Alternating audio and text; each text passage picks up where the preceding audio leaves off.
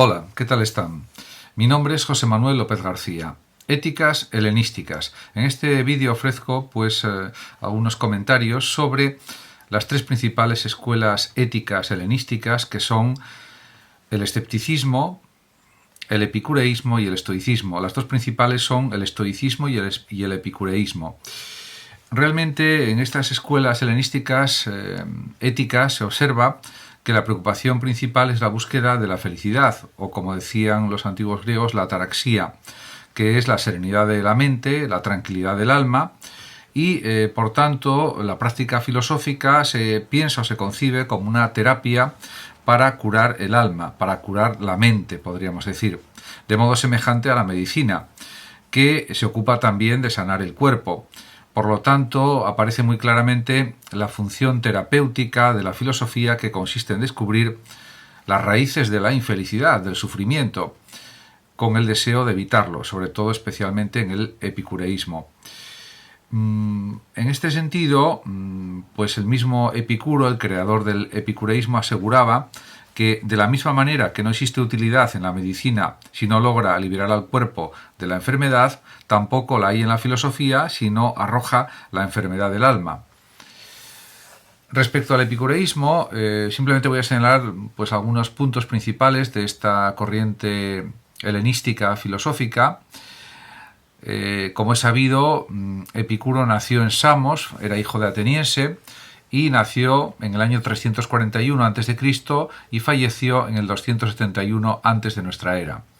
Se instaló en Atenas hacia el año 306 a.C., donde fundó, cuando tenía unos 35 años, el Jardín, que era un lugar retirado que habilitó para cultivar los conocimientos y la amistad.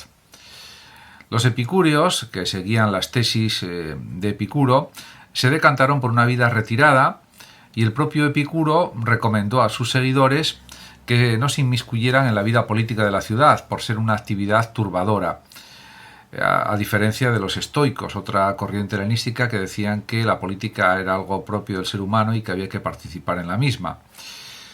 Podemos decir que el concepto central de la ética de Epicuro es el placer, pero placeres moderados y necesarios, no placeres inmoderados e innecesarios, ya que el placer es el medio por el que el ser humano alcanza la felicidad. Pero siempre que habla de placer, Epicuro habla de placeres moderados.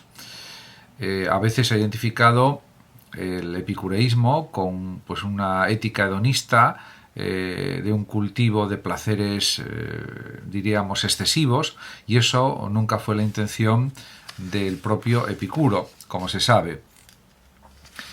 Podemos decir también que dentro del epicureísmo había un sistema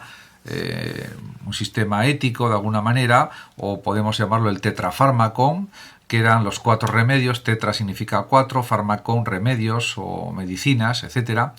El tetrafármacon supone que hay que reflexionar y hay que denunciar la falsedad de las creencias que alimentan los temores humanos, porque uno de los grandes problemas de los seres humanos es precisamente el miedo a los temores. Por lo tanto, hay que eliminar los miedos más importantes, que son el miedo a la muerte, también el miedo a los dioses, porque los dioses, aunque existieran, no intervienen en la vida humana, según Epicuro, y en cuanto a la muerte, es una simple disgregación de átomos y ocurre cuando ya no estamos vivos, por lo tanto no tiene sentido temer a la muerte. Otro miedo es el de no alcanzar el bien, pero según Epicuro, aquello que es bueno se alcanza con relativa facilidad. Por lo tanto, tampoco hay que tener miedo a no alcanzar el bien. Y por último está el miedo al dolor y al fracaso. Pero Epicuro racionaliza el dolor asegurando que es interno y que puede ser breve, aunque sea interno o externo, y en caso de ser prolongado, entonces suele ser leve o ligero o tenue. Mediante esta terapia, que está fundada en 4 remedios, Epicuro pretende que el individuo no tenga creencias que le puedan conducir a una cierta infelicidad, temor, desasosiego, podemos decir también ansiedad, angustia, etc. Por lo tanto, diríamos que también Epicuro distingue entre placeres cinéticos o móviles, que se obtienen por los sentidos, como comer o beber, y para él son insaciables y efímeros. Y luego hay otro tipo de placeres, que son los placeres en reposo o catastemáticos son los placeres que nacen de la ausencia de dolor del cuerpo y la ausencia de preocupaciones en el alma, por ejemplo, etcétera. Y él, Epicuro, quiere decir en sus enseñanzas, escribió muchísimos libros, lo que sucede es que no se conservan los que escribió Epicuro, o se conservan fragmentos de lo que escribió Epicuro realmente. En todas sus obras señala que hay que alcanzar la serenidad, el sosiego, la felicidad, etc. Por lo menos en sus escritos éticos más significativos lo dice claramente. Luego también escribió otras obras más densas, pero en este vídeo quiero centrarme fundamentalmente en los aspectos éticos. Si pasamos al estoicismo, que es la otra gran escuela helenística, ética, cabe decir que la escuela de la Estoa fue fundada por Zenón de Citio, que fue un pensador que nació en el año 332 a.C. y murió hacia el 262 antes de nuestra era. Y fue indudablemente el estoicismo una de las escuelas éticas y filosóficas más relevantes y fecundas de la época helénica. En este sentido, decir que el estoicismo se basa en la resistencia ante los problemas de la vida, sostiene, soporta y resiste, y en ese sentido tiene otro enfoque diferente al propio del epicureísmo, porque diríamos que el estoicismo fue cultivado también por los romanos, está el caso de Séneca, y la felicidad para el estoicismo se identifica con la ataraxia, con la tranquilidad del alma o del ánimo, y este estado se alcanza cuando se aprenden a controlar las pasiones y los deseos.